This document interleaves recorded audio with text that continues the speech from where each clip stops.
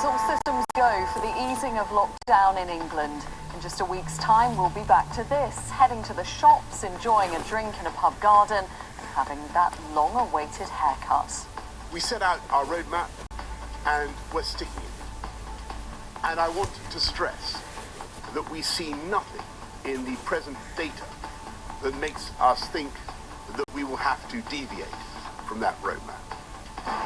The Prime Minister also announced that everyone in England will be offered twice weekly at-home COVID tests. Critics, though, say it's a waste of money. Plus, green means go for foreign holidays. There will be a new traffic light system for possible travel abroad, but don't book yet. And in Scotland, people have been celebrating their bank holiday as hairdressers and homeware shops open up again.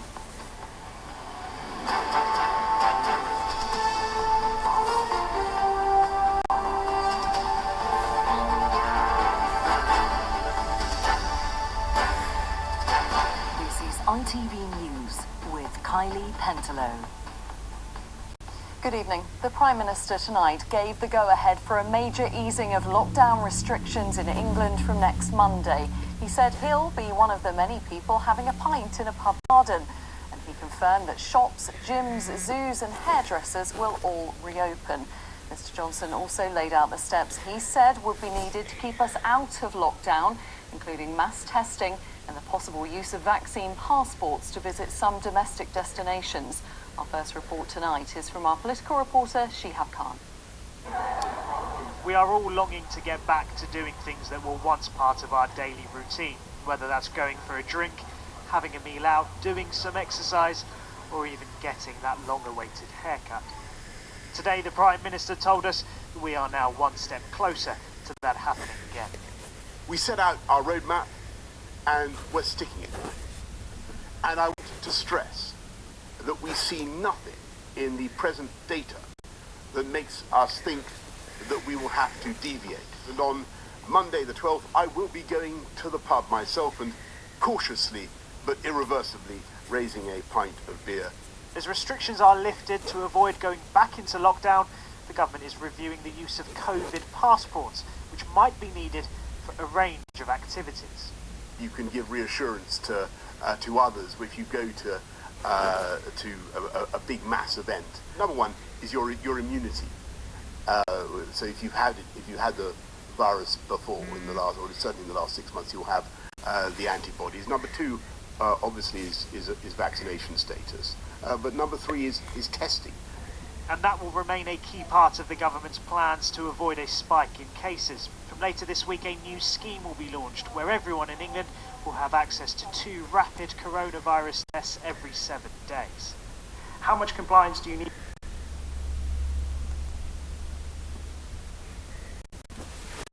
for that to actually work? And how can you be confident that it will work given that compliance levels of test, trace and isolate were so low? Lateral flow tests are effective at picking up people who are infectious. They're not 100% effective, so a negative doesn't mean you absolutely haven't got it, but a positive that is useful to identify those people who then need to isolate. And you're right that testing alone isn't what matters. It matters if you're positive, and it's a true positive, you isolate. But experts are urging some caution on those proposals. It's terribly, terribly hard to test oneself. The temptation is not to do it properly, not because we're bad people, but because it hurts. So there's a tendency to underestimate. There also might be a tendency, to do it less if you think that might end up with you being, laid off work or unable to go to work. More testing is better than less testing. But let's not, deceive ourselves in thinking that it's anything that it's not. As the government continues to take us out of lockdown, finding the balance between easing restrictions and keeping us safe remains the challenge. Shihab Khan, ITV News. So by this time next week, many leisure and hospitality destinations across England will be open to customers again. Well, Paul Davis has spent the day speaking to business owners in Essex, looking forward to welcoming people back after months of closure. Looking forward to some more human company?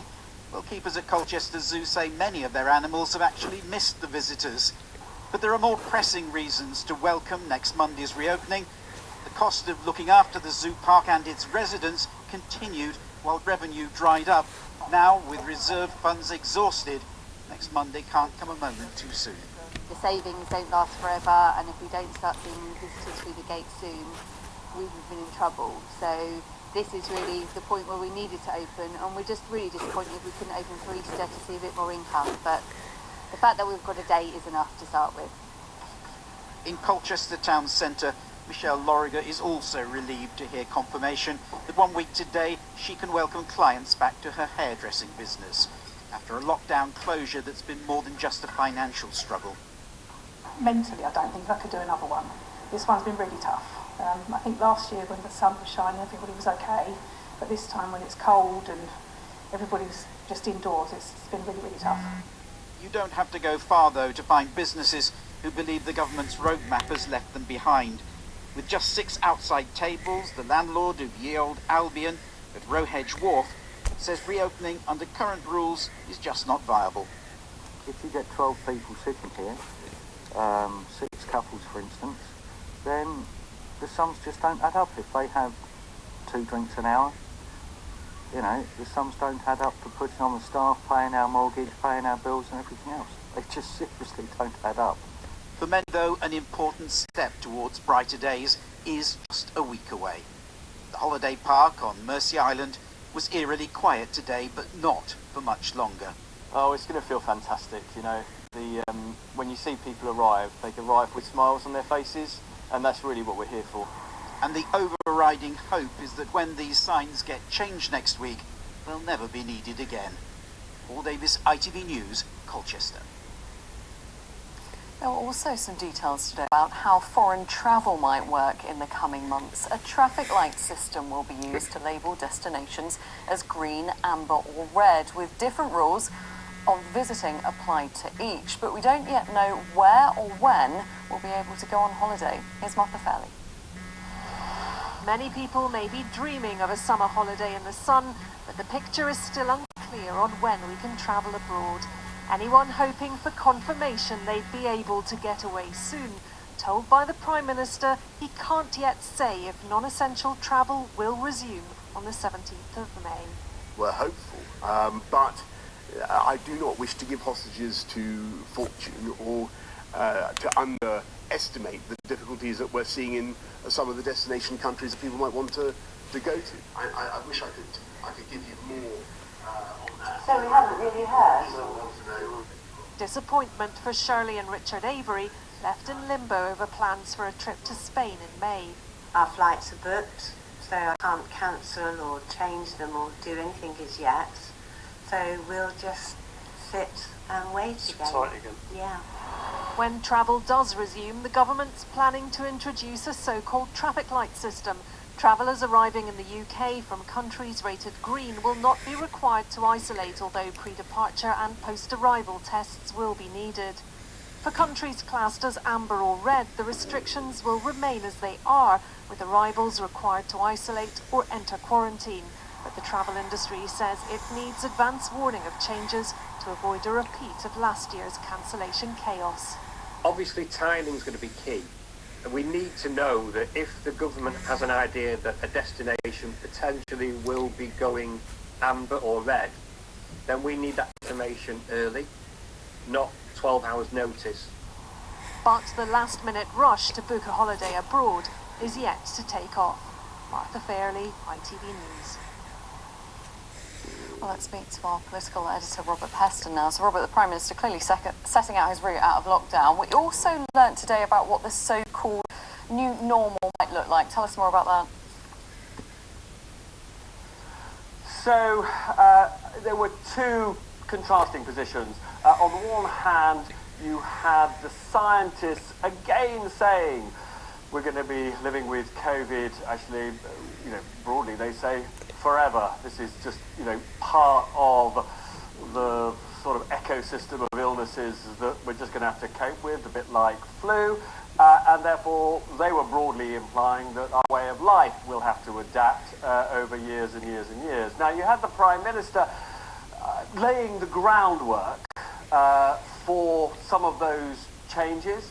So he, talks about these COVID status certificates, or certification he prefers, which is this document possibly an app that we would have to show when going to a big concert or a sporting event, even possibly the pub to show whether we've had a vaccine, whether we've had a COVID negative test recently, whether we've had COVID within the previous 6 months and therefore have antibodies. Deeply unpopular among many Tory MPs. They think it's a bit like an identity card, the sort of thing that they have hated forever.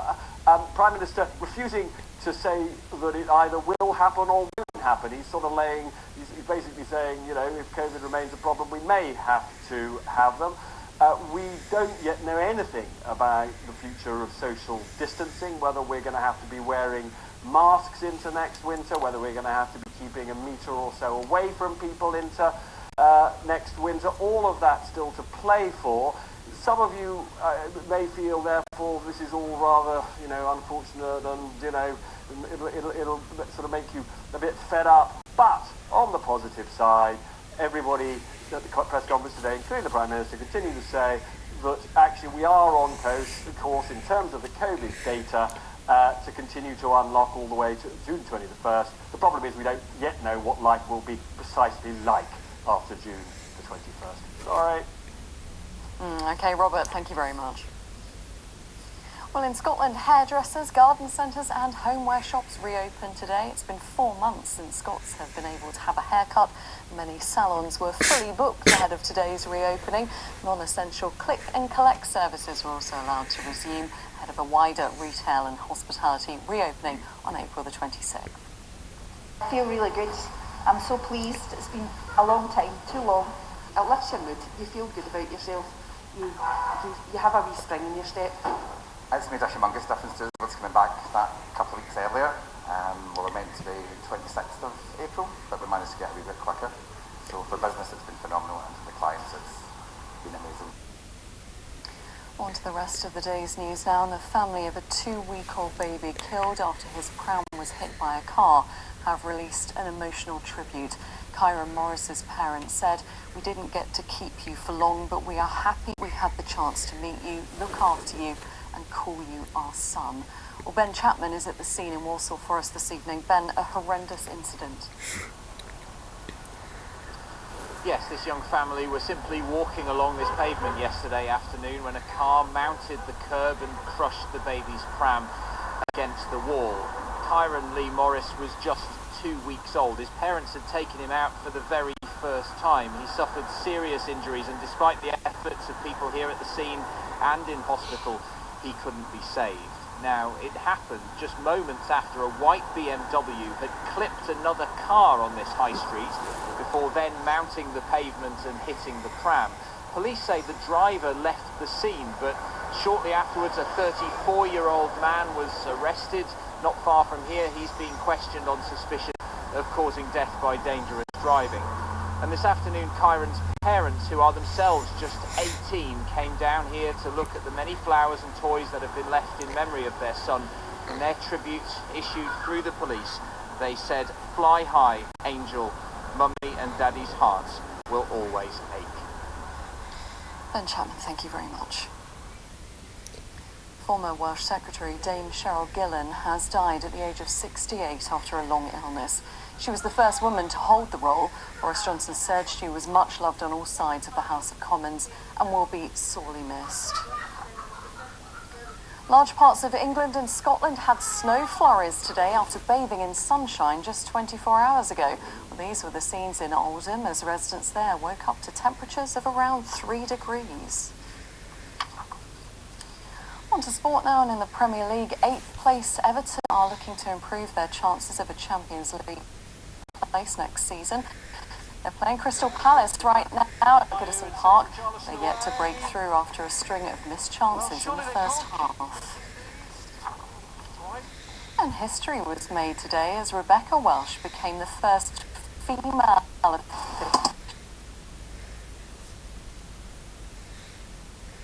to referee a men's match in the Football League.